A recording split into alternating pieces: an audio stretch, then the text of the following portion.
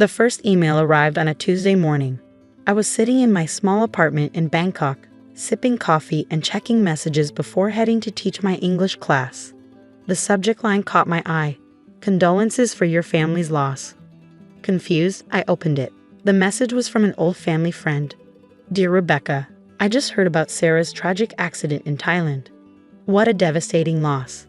Sarah was such a bright light, taken far too soon. Please know your family is in my thoughts during this difficult time. I read it 3 times, my coffee growing cold beside me. Sarah, they were talking about me. I was Sarah Mitchell, very much alive and definitely not involved in any accidents. More emails followed, each one expressing sympathy for my apparent death. Old classmates, distant relatives, former colleagues, all offering condolences to my family, particularly my sister Rebecca. My hands shook as I called my best friend Emma back home in Boston. Emma, something weird is happening, I said as soon as she picked up. I'm getting condolence emails about my own death. There was a long pause. Sarah, she said slowly, Rebecca told everyone you died in a motorcycle accident 2 weeks ago. She said you were traveling in rural Thailand and her voice cracked. Oh my God, you're alive. You're actually alive. I felt like I'd been punched in the gut. My own sister had declared me dead. Why would she do this? I whispered, though deep down, I already knew the answer. Our grandmother had passed away 6 months ago, leaving behind a substantial inheritance. The money was to be split equally between Rebecca and me, but there was a catch. We could only access our portions on our 30th birthdays. Rebecca had turned 30 last month. I wouldn't for another year. Sarah, Emma said gently, Rebecca claimed your portion of the inheritance. She had some lawyer declare you legally dead and provided documentation of your accident. The money was released to her last week. I sat down hard, my legs giving out beneath me. The inheritance was significant, nearly $2 million each. Rebecca had always been driven by money, always scheming for more, but this was a new low. Our relationship had been strained for years. Growing up, Rebecca was the perfect daughter, straight A's, prestigious internships, the right friends, the right clothes. I was the dreamer, the one who wanted to travel, to teach, to experience life beyond our wealthy Boston suburb. Our parents didn't understand my choices, but our grandmother did. She was the one who encouraged me to follow my heart, who supported my decision to teach English abroad. She must have known you'd find out eventually, Emma continued. What was she thinking? I looked around my modest apartment, at the photos on my walls capturing my adventures across Southeast Asia, at the stack of papers from my students. I built this life on my own terms, proud of choosing passion over money. But Rebecca had just stolen $2 million from me, and she'd done it by erasing my existence. Sarah? Emma prompted when I didn't respond. What are you going to do? I took a deep breath, my shock giving way to something colder, more calculated. Nothing, I said finally. Not yet. What do you mean? Rebecca thinks she's won. She thinks I'm too far away, too disconnected from home to find out or fight back. So I'm going to let her keep thinking that. Sarah. She's getting married in 3 months, right? Big society wedding at the Four Seasons. Yes, but... Perfect. I felt a smile spread across my face, though there was no warmth in it. I think it's time for a family reunion. The next few weeks were a blur of preparation. I took a leave of absence from my teaching position, citing a family emergency. I didn't tell anyone I was coming home. Not my parents, not my old friends, no one except Emma. As far as the world was concerned, Sarah Mitchell was still dead. I spent hours combing through social media, tracking Rebecca's moves. She was living large with my inheritance, posting photos of expensive shopping trips and lavish parties. The wedding preparations were in full swing, with every detail meticulously documented online. She'd always wanted to be Boston's social queen, and now she had the money to make it happen. But what hit hardest were the posts about me. The carefully worded tribute to her beloved sister, taken too soon. The tearful remembrance at a charity event she organized in my memory. She was playing the grieving sister to perfection, using my death to boost her social standing even as she spent my money. Look at this, I said to Emma during one of our late-night video calls, sharing my screen to show her Rebecca's latest Instagram post. It was a photo of her trying on her wedding dress, caption reading, "Wish you were here to be my maid of honor, sister. I know you're watching from above." Emma made a disgusted sound. She's unbelievable. And your parents? They're just going along with this. I felt the familiar ache in my chest. They probably think it's easier this way. They never approved of my choices anyway. Having a dead daughter who died following her dreams probably fits their narrative better than a living one who disappointed them. Sarah, it's fine. I cut her off. None of that matters now. What matters is making sure Rebecca's perfect wedding has exactly the dramatic ending it deserves. I spent the next month laying low in Emma's apartment on the outskirts of Boston, venturing out only in disguise. I watched from afar as Rebecca's wedding drew closer, as she played the role of grieving sister and blushing bride with equal skill. Every time I saw her photo in the local society pages, every time I read another sympathetic comment about her loss, my resolve strengthened. The weekend before the wedding, I sat with Emma in her living room, finalizing the details of my plan. "Are you sure about this?" she asked, watching me scroll through the wedding website one last time. "It's not too late to handle this legally instead." I shook my head. She didn't just steal my money, Emma. She stole my identity, my existence. She turned me into a tragic story she could use for sympathy. If I handle this legally, she'll find some way to spin it, some way to make herself the victim. No, she needs to face what she did publicly in front of everyone who matters to her. Emma was quiet for a moment. "Your parents will be there," she said finally. "Are you ready for that?" I closed my laptop, thinking about the last time I'd seen them, 3 years ago before I left for Thailand. The disappointment in their eyes, the tight smiles, the passive-aggressive comments about wasting my potential. "They're as much a part of this as she is," I said quietly. They could have stopped her, questioned her story, done something. Instead, they probably helped her do this. They all decided it was easier if I was dead than living a life they didn't approve of. Well, they're about to learn that I'm very much alive, and I'm done letting them write my story. The morning of Rebecca's wedding dawned bright and clear. I stood in Emma's bathroom, staring at my reflection as I carefully applied my makeup. I'd chosen my outfit meticulously, a deep blue dress that I knew would photograph well. After all, this was going to be a moment people would remember. "The ceremony starts at 2, Emma said, leaning against the doorframe. "Are you sure you don't want me to go in with you?" I shook my head, pinning back my hair. "No, you being there would tip them off. I need the element of surprise. Just be ready with the car for a quick getaway if things get ugly." The Four Seasons Boston was decked out in full wedding splendor when I arrived. White flowers everywhere, champagne flowing, Boston's elite mingling in their finest. I slipped in through a side entrance, using the skills I'd learned from years of navigating crowded Bangkok streets to move unnoticed through the chaos of pre-wedding preparations. I found a quiet corner in the back of the ballroom where the ceremony would take place, partially hidden behind a massive flower arrangement. From there, I could see everything. The elaborate arch where Rebecca would say her vows, the rows of expensive chairs filled with Boston's social elite, the string quartet warming up in the corner. My parents arrived early, of course. Mom in an expensive designer dress, Dad looking uncomfortable in his tuxedo. They worked the room like professionals, accepting congratulations and sympathy in equal measure. "Such a happy day, though bittersweet without Sarah," I heard my mother say to someone, her voice carrying just the right note of practiced grief. Then I saw Rebecca. She was in the doorway, resplendent in white, surrounded by her bridesmaids. The dress probably cost more than I made in a year teaching, probably paid for with my money, I thought bitterly. She was beaming, basking in the attention, every inch the perfect bride. "Places, everyone." The wedding planner called out, "We're starting in 5 minutes."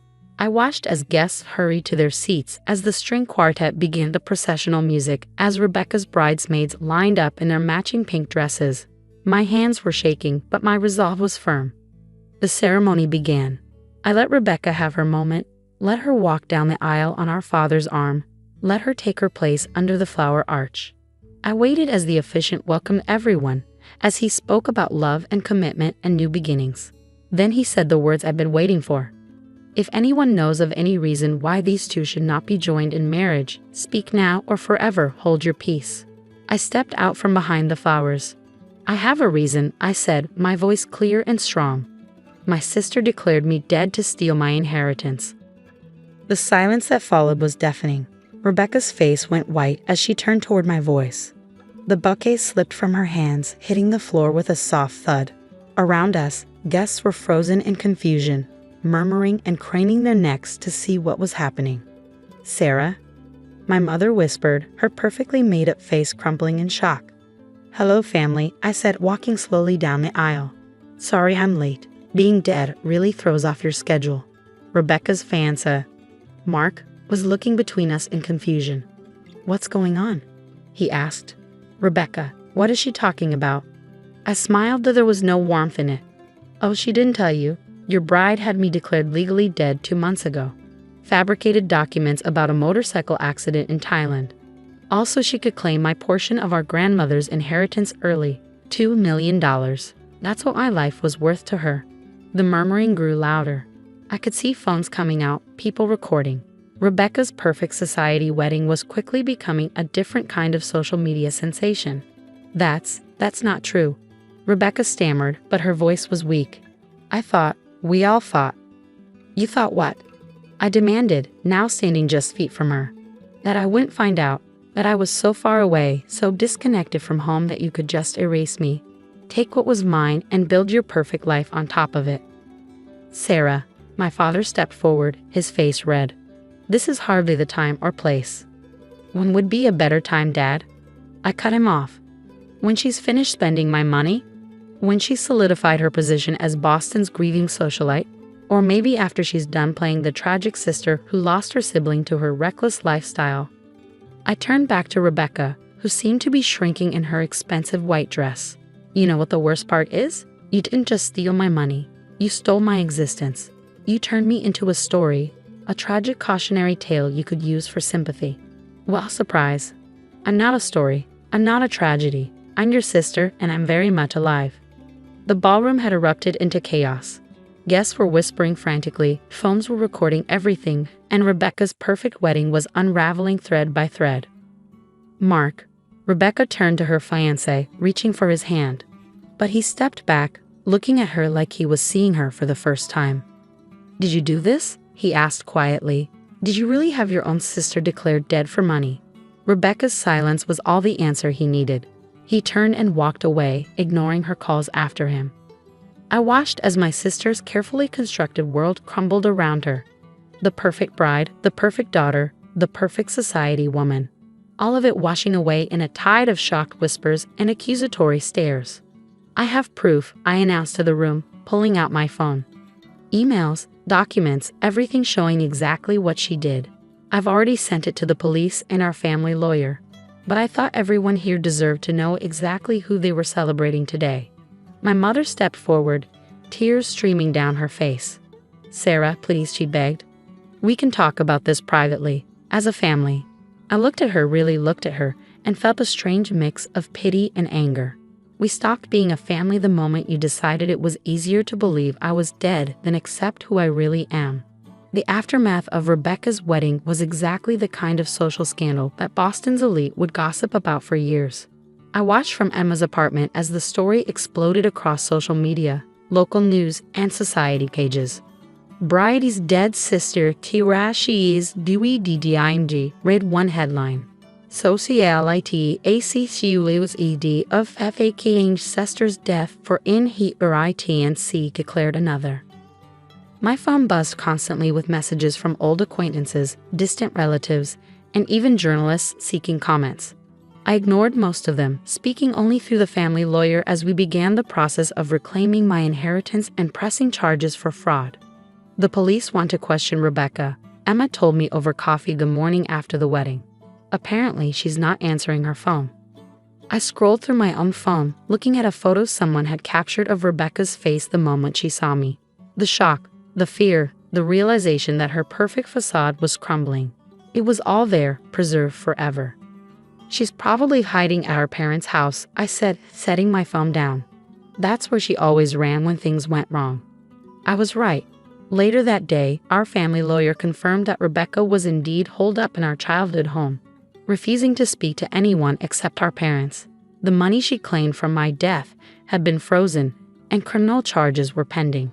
A week after the wedding, I received an unexpected visitor at Emma's apartment.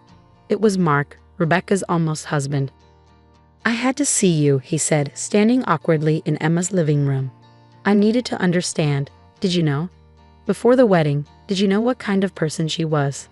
I studied him carefully. He looked tired, defeated, nothing like the confident groom from the wedding. No, I answered honestly. I knew she was ambitious, materialistic even, but this, having me declared dead? I never thought she'd go that far. He nodded slowly. I've called off the engagement permanently, he said. I can't be with someone who would do something like that to their own sister. After he left, I sat on Emma's couch, thinking about everything that had led to this moment. The years of strained family dynamics, the pressure to conform, the gradual erosion of sisterly love until it became something cold and transactional. My parents finally reached out 2 weeks after the wedding. They wanted to meet, to talk things through as a family. I agreed to meet them at a neutral location, a quiet cafe downtown. They looked older than I remembered, more fragile somehow. Mom's hands shook as she stirred her untouched coffee. Dad couldn't quite meet my eyes.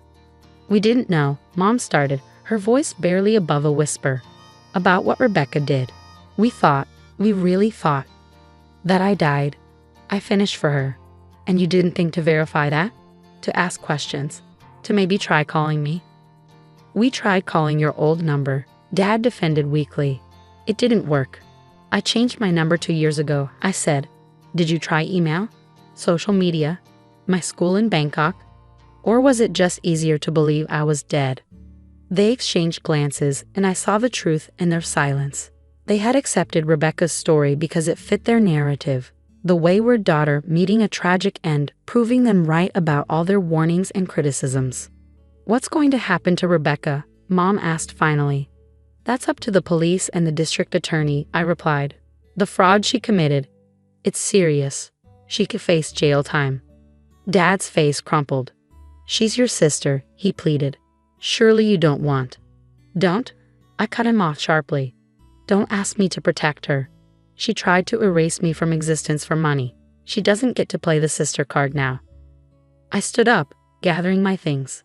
I'm heading back to Bangkok next week, I told them. I have a life there, students who depend on me. The lawyer will handle everything else. You're leaving? Mom's voice cracked. But we just got you back. I looked at them both, feeling a strange mix of pity and resignation. You never lost me, I said quietly. You just never accepted who I really was.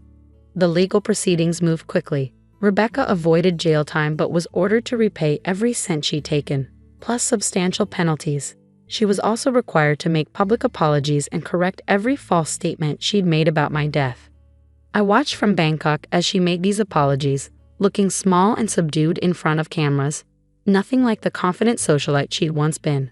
Her perfect world had crumbled, taking her reputation with it. 6 months later, I received an email from Rebecca. It was long, filled with apologies and explanations, talking about therapy and realizations and regret. She wrote about growing up in my shadow. Ironic, given how I'd always felt overshadowed by her, and how the pressure to maintain her perfect image had twisted her into someone she didn't recognize. I read it several times but didn't respond. Maybe someday we'd find a way to rebuild some kind of relationship, but for now, the distance felt right. I had my life in Bangkok, my students, my freedom.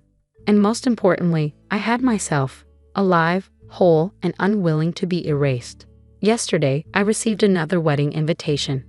Not for a society wedding at the Four Seasons this time, but for Emma's small ceremony on the beach.